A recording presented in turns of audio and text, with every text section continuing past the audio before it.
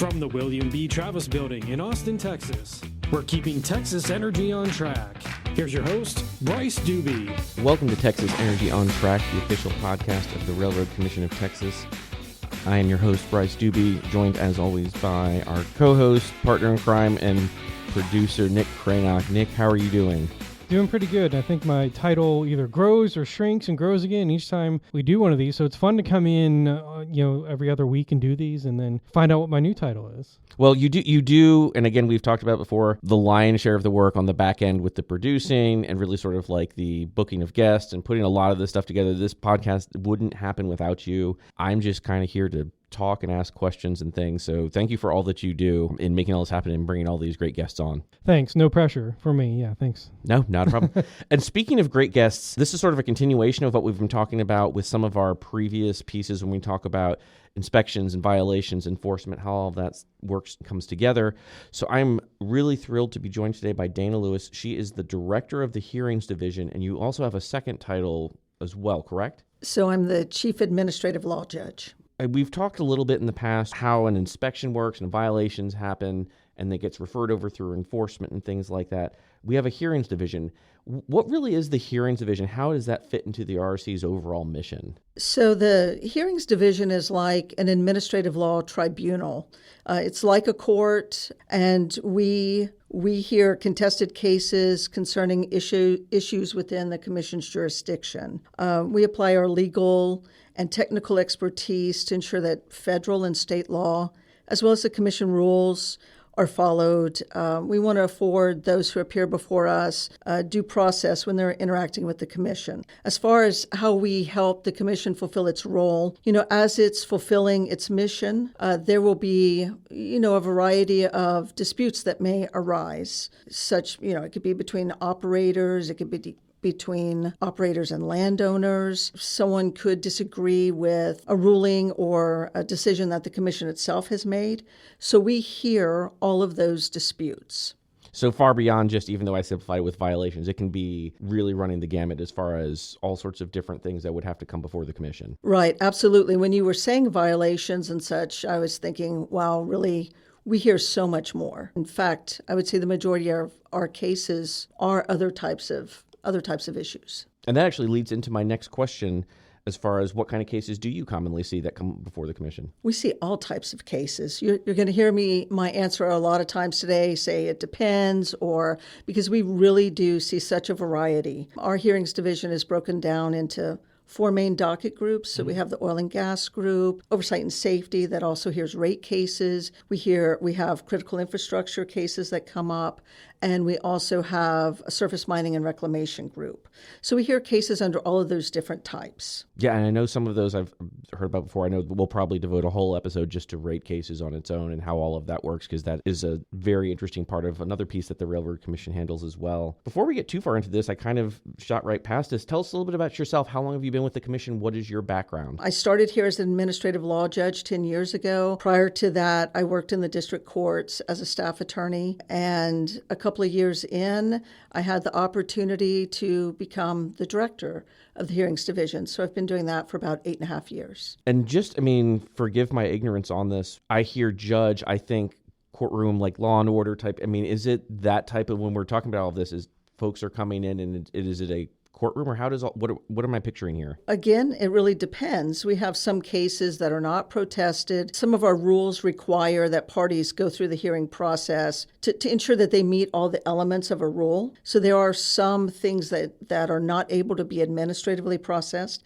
and have to come through, but such as a flaring exception. They're not necessarily protested. So those, you might only see one party there. There's still going to be a judge and a technical examiner. As an aside, something that's unique about our hearing process is that we have not only a judge, but we also have someone with technical expertise in petroleum engineering, geology, geosciences, something along those lines. We also have an accountant and an economist.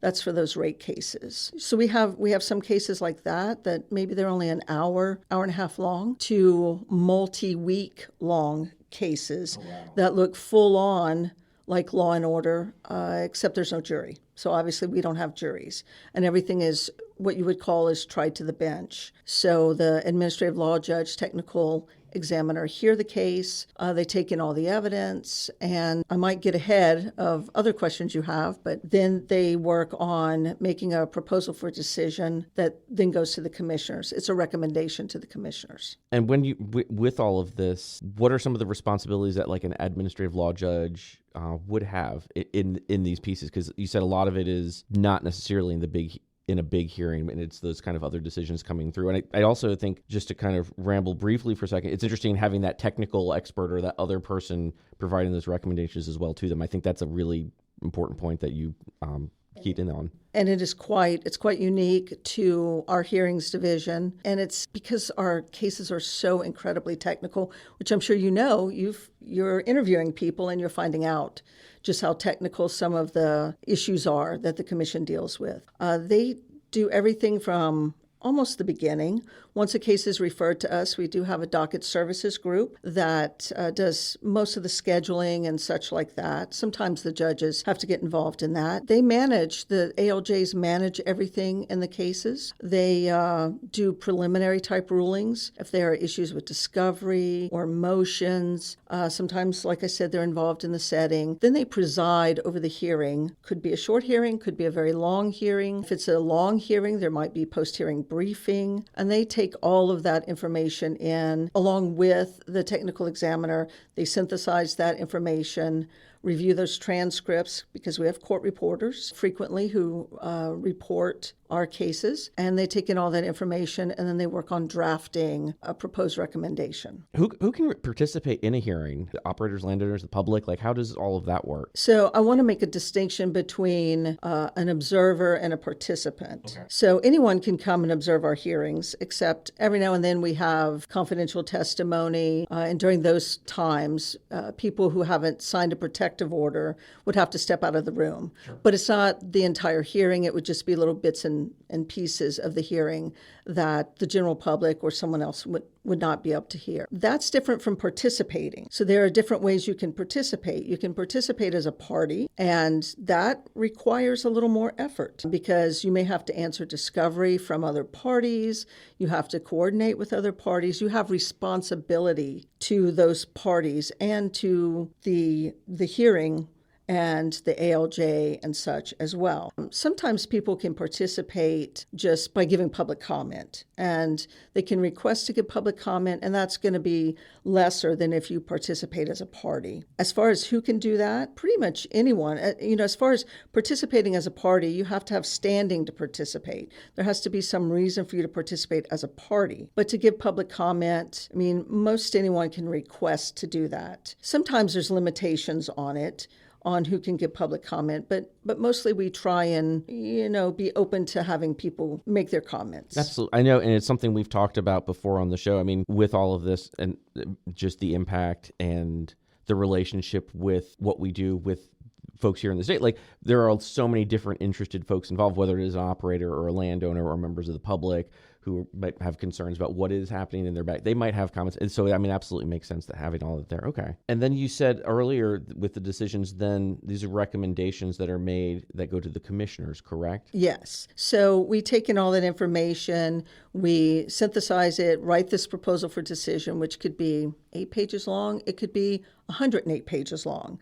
Some of them are quite lengthy, and it goes through statement of the case and the law that's involved and the evidence from all the parties, and then the analysis of the technical examiner and the ALJ. And then there's a recommendation to the commissioners. That is provided to the parties. They have an opportunity to file what is called exceptions.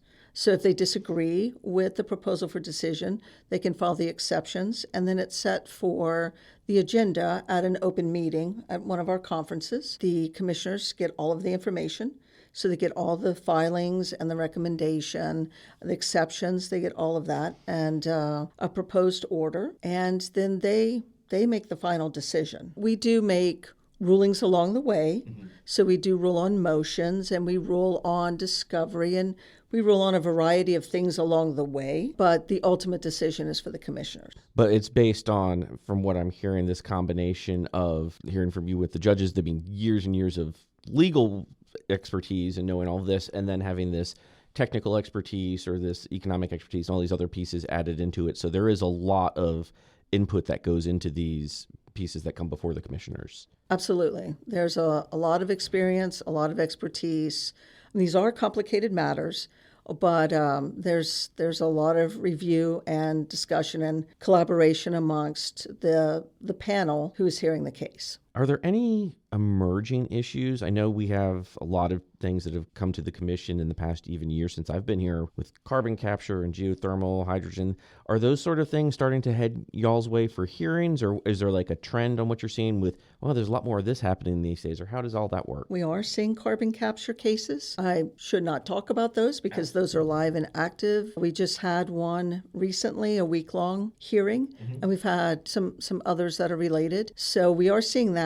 I personally would love to see a geothermal case, but we haven't seen anything yet. Now, I'm curious, why would you want to see a geothermal case? I'm just curious. Because I'm profoundly interested. I sort of nerd out on geothermal. I've read, just personally, read some of the information on geothermal. So I think it would be interesting to see one. If you haven't had a chance yet, we did record an episode recently on the geothermal, and I think we probably could have run, and Nick might agree, we could have gone another 30, 40 minutes at least on that episode, because I'm in the same boat. I was like, wow, this is a really cool topic that's really developing. So maybe I'll be an observer when that hearing comes before y'all. I have kind of a general question. How does somebody get to the point where they're sitting in front of a administrative law judge or in one of the courtrooms here at the Railroad Commission? How do we get there? So what happens in Chapter 1 of our rules, our practice and procedure rules, it discusses that if you have an application, a complaint, or any other type of thing that you're trying to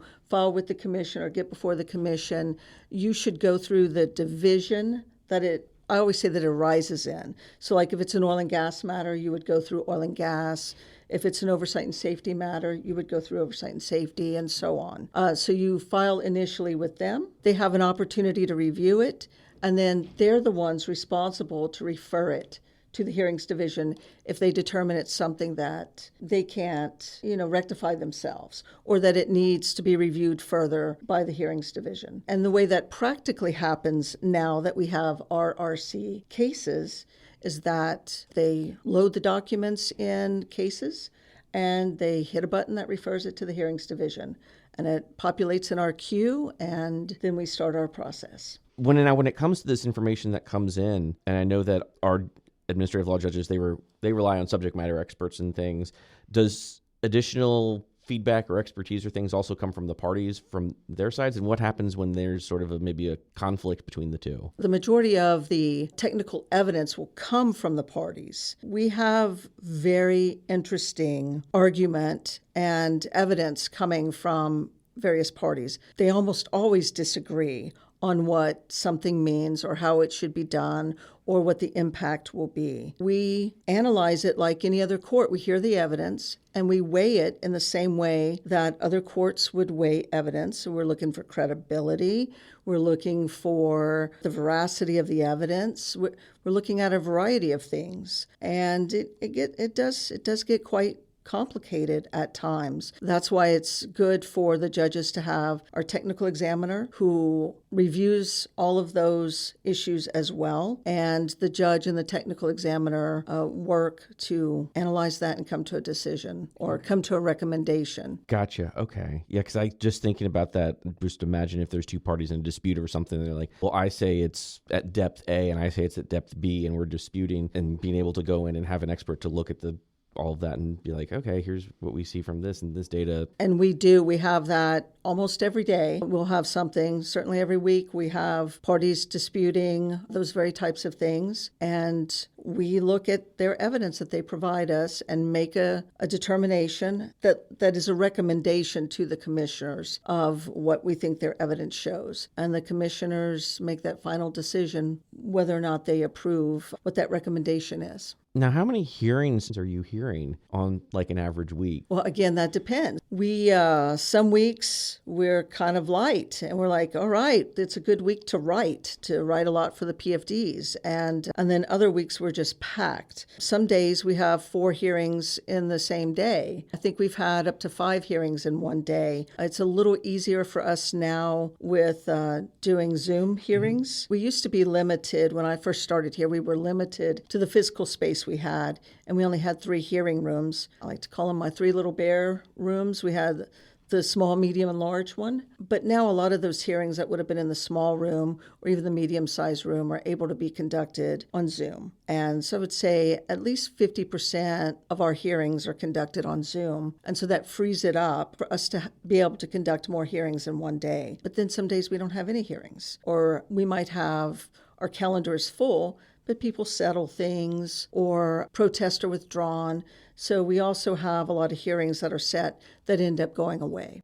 And like you mentioned as well, some of them may go several days or weeks. So like it could just run all the way through. We have a large hearing room that stays, fairly busy with some pretty big hearings. I would imagine, and this is just asking out of pure curiosity, I mean, some of it can get a little contentious, I would imagine, at times. But, I mean, typically, though, it seems much more technical. Mostly people are respectful and professional, but we do deal with some important issues. We do have people who come in who are emotional about the situation that they're concerned about. And so we do understand the emotion, but we make it clear from the beginning that we need to act in a professional manner. Mostly that's the case. And sometimes when people get overly emotional, our ALJs are good at knowing, okay, we probably need to take a break right now and let things calm down a bit. I think going into this, that maybe a lot of our listeners, unless they've participated in, don't know other than what we see on TV when we think of like courtrooms and things. So I appreciate that. Right. And it really is. I mean, it's very similar to that. It does follow what you would think of as a regular hearing that you would see on TV, other than having a jury. Is there an appeals process? Say that you guys make the recommendation to the commissioners make a choice. Is it done, or can somebody that's a party of that case, can they make an appeal? Yes. So there's a couple of different types of appeals that we deal with. One is called an interim appeal. So there are some of our rulings that a party may be able to appeal directly to the commissioners even before the case is done or before it goes to the commissioners for their final decision. So there's that type of appeal. That's in our rules, and the parties know that they can do that interim appeal, and then the commissioners get all of that information and decide whether or not they want to consider that interim appeal. The other type of appeal comes at the end of the case, after the commissioners have signed a final order. There's an opportunity for a motion for rehearing. So if a party files that, then we make a recommendation again to the commissioners of how to rule on that motion for rehearing. Once the motion for rehearing is disposed of at an open meeting conference, the case is final, and it can then be appealed. The first appellate step is district court, and then after district court, that district court ruling can be appealed on to the intermediate court, appellate court, and then ultimately some go to the Texas Supreme Court. Okay, that's what I was getting at, because I wasn't sure if it's just here within the RRC or it just goes out to another appellate court. So that's interesting. That's good to know. No, they can continue on after we've concluded it here at the commission. I remember seeing something on our website that showed it was a flow chart for how with gas rates and things, and showing how the court process works. Now, if I'm a member of the public and once these decisions are made, how can I then get access to maybe like hearing documents, filings, final orders, things like that? Through RRC cases, all of those documents are available online, and they're mostly available real time. I mean, if someone files something today, it will be uploaded to cases and available for the general public to see. Oh, wow. Okay. So even so, if even is an ongoing proceeding or something with initial filings, and you can get March 17th, March 21st, something like that. Yes. Everything as it comes in and it's accepted by docket services, then it's uploaded to cases and available to the public. And this is part of, and because you've been here now for 10 years, this is part of that sort of modernization that we've talked about on other episodes, being able to have more things digital. What are some of the other like changes that you've seen since you've been here that have helped streamline some of these things? We in the hearings division, I would say definitely cases has been the biggest change, because when I started here 10 years ago, calendaring was just on a list. ledger. Everyone still had paper files. So we only did hearings in person. So a lot of streamlining has come from our calendaring is available online. People can see real time what's set. If something goes away, they can access all of the documents in cases. It makes it a lot easier. If we do have one of those appeals, we can gather all those documents to send on to other courts more easily. And then, of course, doing our hearings, a good number of our hearings by Zoom. That's streamlined as well. And I think the Zoom piece, just because we routinely mention here, Texas is big, so being able to allow folks to participate from across the state is probably a really big deal, I would imagine, than having to come all the way to Austin. Well, that's true, although sometimes we still have hearings in person even when people are far away, because there's a variety of reasons that may cause a hearing to be in person rather than just on Zoom. I guess when we're looking at the hearings division, what is sort of the skills in the background? Is there like any sort of shared experience or commonality among folks who are working in your division? They have to be lawyers. We require 3 to 5 years of experience as a lawyer. We prefer to have more. It's beneficial to have litigation experience. We do have some people who come from a judicial or at least an administrative law background. It helps if they've worked for a state agency that does similar type work as what we do, because then they understand the background of what we do to a certain extent. Is there a memorable case that you've had over the years or something that you look back on and see like, oh, that was an interesting thing, or wow, that really was significant? I do recall one at the beginning of COVID that was a very large case, very contested, had over 800 protestants to begin with, and we went into COVID. It looked like it was going to be an impossibility to actually hear the case, and I said, no, we can do this. We can do this on Zoom. We can do it. We had experience doing some of the easier ones, the ones that weren't contested. And of course, people thought, well, we're going to be back in the office and back in our hearing room soon. And we really needed to move forward with this case. With the help of IT, we had to do a pre-hearing conference on that, which is like a hearing before the main hearing on the merits. And we do those when there's a lot of intense motions or things like that. And so there were motions to dismiss some of these protestants. And we, over 3 or 4 days, had this pre-hearing conference where we did it in a webinar type format. So the judge was able to have IT pull people over and interview them and have the attorneys determine whether or not they had standing.